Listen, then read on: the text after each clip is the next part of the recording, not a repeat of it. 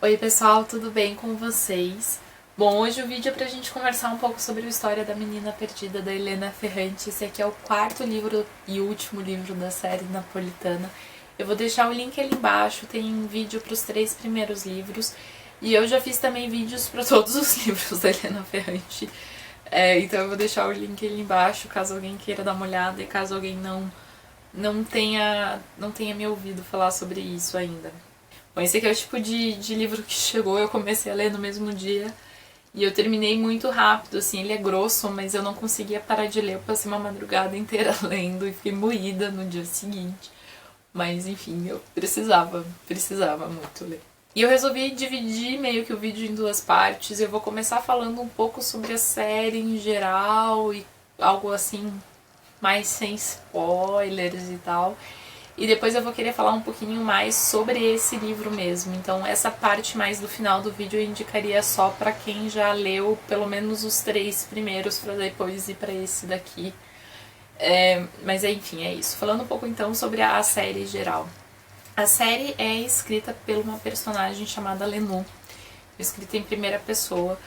E ela conta principalmente, ela conta a vida dela, mas a vida dela é muito marcada pela presença da Lina, que é uma amiga que cresceu com ela. Elas moram num bairro mais afastado, assim, parece um bairro mais de periferia de Nápoles. É um bairro em que a máfia está presente, tem toda essa coisa local que é muito forte. Então a gente começa o primeiro livro sabendo de um acontecimento da vida já adulta delas, e a partir disso a gente começa a voltar. Então a Lina desaparece e o filho dela liga pra Lenô pra falar, pô, você sabe de alguma coisa? Ela desapareceu.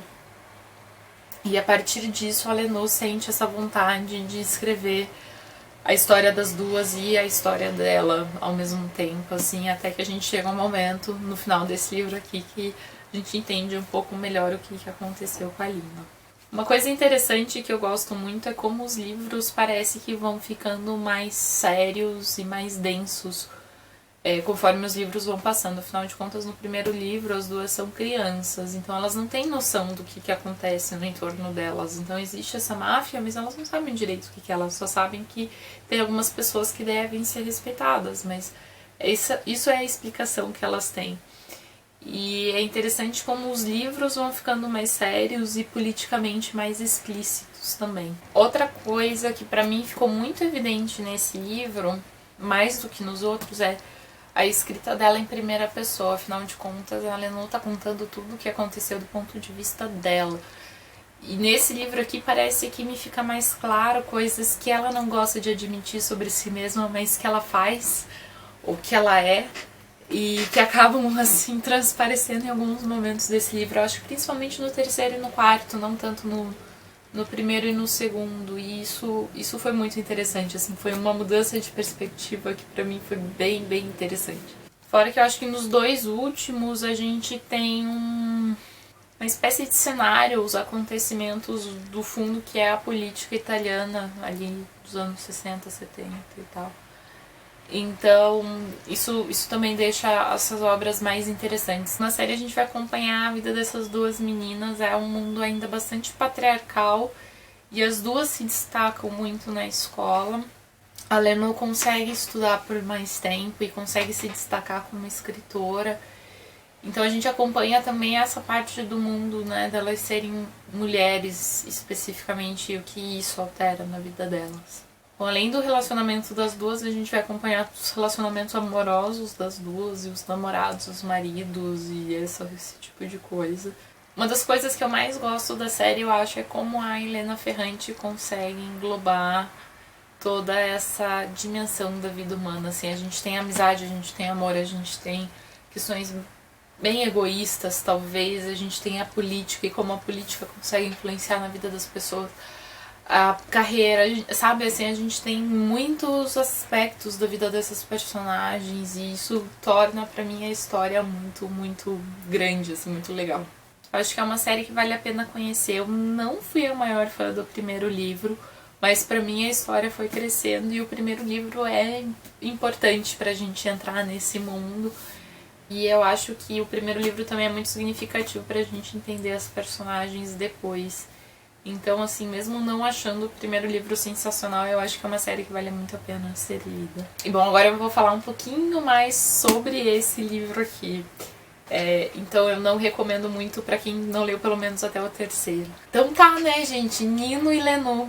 Eu imaginava que algo do tipo aconteceria entre os dois, do que aconteceu aqui, devido ao fim do terceiro livro, assim. Não quero contar muito o que acontece aqui, mas achei bem interessante. O que eu achei, assim, principalmente sobre esse livro, é que ele é muito pé no chão, muito vida real, assim. Tanto o livro como as duas personagens, parece que elas fantasiam menos, assim, sabe? Eles vão puxando as coisas pra realidade, assim, de um jeito, assim, bem cruel, às vezes, né? Existe um movimento também da Lenu nesse livro, geográfico, que eu acho muito interessante, assim, uma volta. E como isso marca ela, né? Eu lembro de, no primeiro livro, a questão da vida delas no bairro e como elas não saíam do bairro. E no segundo livro, elas começarem a sair do bairro e terem outras perspectivas, foi uma coisa que me marcou muito. Eu acho que essa questão geográfica volta a ser muito importante nesse livro aqui também.